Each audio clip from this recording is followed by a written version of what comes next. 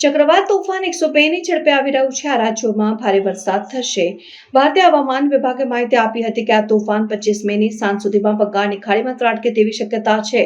રવિવારે ચક્રવાતને કારણે 102 કિલોમીટર પ્રતિ કલાકની ઝડપે પવન ફૂંકાઈ શકે છે।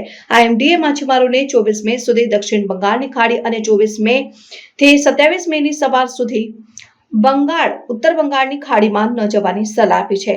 ઘણા શહેરોમાં તાપમાન 48 ડિગ્રી સેલ્સિયસને પાર કરી ગયું છે। દિલ્હી અને પશ્ચિમ ઉત્તર પ્રદેશ સહિત 5 રાજ્યોમાં છેલ્લા 2 અઠવાડિયાથી ભારે ગરમીને વિનાશ વેર્યો છે। જોકે બંગાળની ખાડી પર બનેલું લો પ્રેશર એરિયા વધુ તીવ્ર બને તેવી શક્યતા છે, જેને કારણે તે ચક્રવાતી તોફાન બનવાની આશંકા છે। ભારતીય હવામાન વિભાગે માહિતી આપી હતી કે આ તોફાન 25 મેની સાંજ સુધીમાં બંગાળની ખાડીમાં ત્રાટકે તેવી શક્યતા છે। રવિવારે ચક્રવાતને કારણે 102 કિલોમીટર પ્રતિ કલાકની ઝડપે પવન ફૂંકાઈ શકે છે।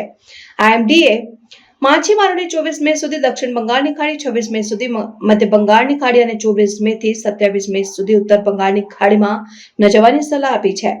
IMDએ પશ્ચિમ બંગાળ, ઉત્તર ઓડિશા, મિઝોરમ, ત્રિપુરા અને દક્ષિણ મણિપુરમાં 26 અને 27 મેના રોજ ભારે વરસાદની આગાહી કરી છે।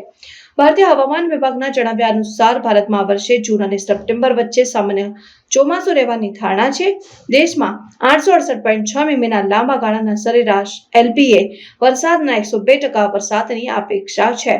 રિપોર્ટ અનુસાર જૂનથી સપ્ટેમ્બર દરમિયાન મધ્ય અને પશ્ચિમ ભાગોમાં સામાન્ય કરતાં વધુ વરસાદ પડશે। ઉત્તર અને દક્ષિણ ભાગોમાં સામાન્ય વરસાદ અને ઉત્તર પૂર્વ ભારત અને પૂર્વીય વિભાગોમાં સામાન્ય કરતાં ઓછો વરસાદ પડી શકે તેમ છે।